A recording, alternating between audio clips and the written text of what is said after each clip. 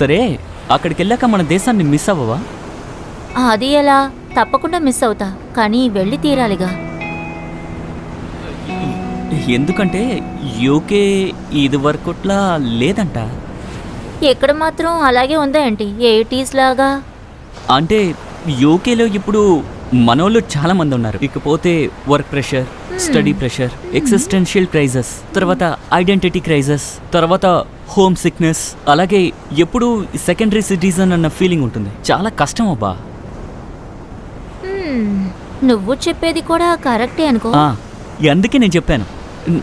నీకేమనిపించట్లేదా? అలా కాదు, నువ్వు చెప్పిన దాంట్లో ఇంకేమైనా అర్థం ఉందా? ఇంకేం అర్థం ఉంటుంది? ఏమీ లేదే. వేరే ఏ అర్థం లేదా?